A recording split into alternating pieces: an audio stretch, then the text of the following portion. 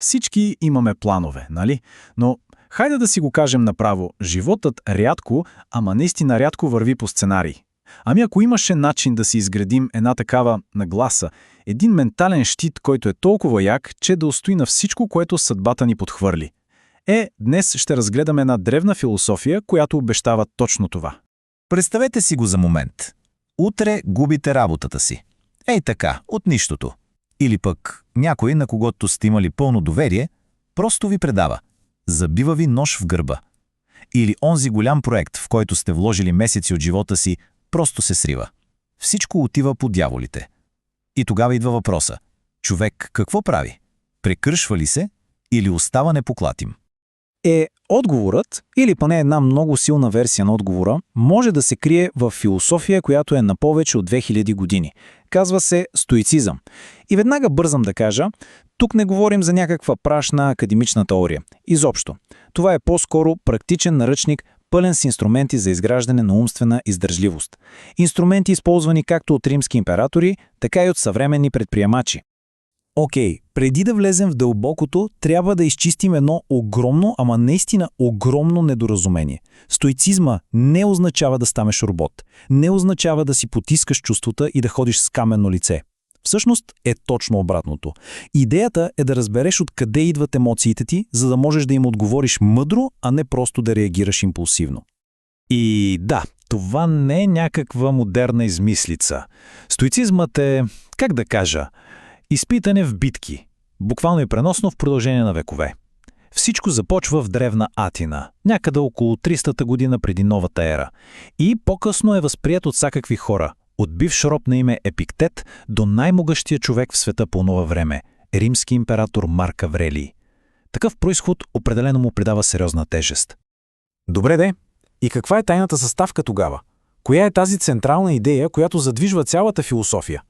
Оказва се, че всичко се върти около една единствена, но изключително мощна концепция. Голямата идея всъщност е брутално проста. Да се научим да разделяме нещата на две. Това, което можем да контролираме, и това, което просто не можем. В съвременната психология на това му викат вътрешен локус на контрол. Ама стойците, те са били майсторите на тая работа много преди това. Те са знаели, че истинското спокойствие идва, когато спрем да си хабим енергията за неща, които не зависят от нас. Този цитат от Епиктет го казва перфектно. Не самото нещо ни разстройва, а нашата преценка за него. Помислете си. Едно задръстване, само по себе си то не е лошо, то е просто задръстване. Обаче мисълта в главата ни, това ми съсипва деня, ето това е нещото, което създава стреса. Тази последователност е супер важна. Тя е в основата и на стоицизма, и на съвременната когнитивно-поведенческа терапия. Между едно събитие и емоционалната ни реакция има една изключително важна стъпка – мисълта, нашата интерпретация. И точно тук, в тази малка пролука, се крие цялата ни сила, защото ние имаме избор как да интерпретираме случващото се. Хайде с един пример, за да е кристално ясно. Шефът отправя остра критика. Първата възможна мисъл е «Аз съм пълен провал». Резултатът – срам и застой. Обаче, има и друг избор. Може да си помислим «Окей, това е обратна връзка». Резултатът – размисъл и растеж. Едно и също събитие, коренно различни резултати. Единственото, което се е променило, е интерпретацията. Добре, всичко това звучи супер на теория, ама как се прави на практика? Точно това ще разгледаме сега. Нека станем напълно практични. Ето 3 много мощни стоически техники, които могат да се използват още днес. Първата и може би най-важната е дихотомията на контрола. Това е основата. Вземете всеки проблем, който ви тревожи, и го сложете в една от две колони. Мога да контролирам и не мога да контролирам. Може ли да се контролира трафика? Не.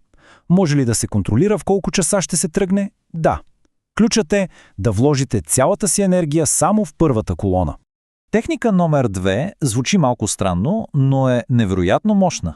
Негативна визуализация. Отделете няколко минути и си представете, че губите нещата, които цените най-много. Целта не е да се изпадне в депресия. Целта е двойна.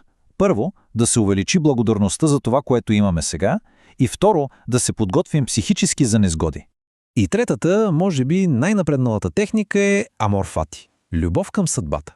Идеята тук не е просто да се толерират трудностите, а да бъдат прегърнати. Да се види всяко препятствие не като блокада на пътя, а като гориво, като възможност да практикуваме смелост, търпение и сила. Когато тези техники се съчетаят, те стават повече от просто упражнения. Те започват да изграждат нещо непоклатимо, нещо, което стойците наричат вътрешна цитадела, една ментална крепост, която никое външно събитие не може да пробие. И знаете ли кое е фасцинантно?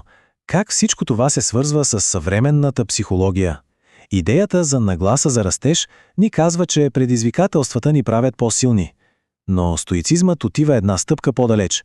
Той казва, че препятствията са необходими. Те не са просто проблеми за решаване, а самата тренировъчна площадка за изграждане на характер. Ето едно малко предизвикателство. Направете си отново двете колони под мой контрол и извън мой контрол. Сега изброите всичко, което в момента ви причинява стрес. Най-вероятно ще откриете, че огромен дял от безпокойството, може би дори 80%, идва от нещата във втората колона. Неща, върху които нямаме абсолютно никаква власт. И това ни води до крайният извод. Не можем да контролираме какво се случва с нас. Не можем да контролираме другите хора. Не можем да контролираме икономиката. Но винаги, абсолютно винаги, можем да контролираме своята реакция. Точно там се крие истинската сила. И така, оставям ви с един въпрос за размисъл. Като погледнем живота си в момента, кое е първото предизвикателство, което може да спре да бъде възприемано като пречка и да започне да се вижда като възможност?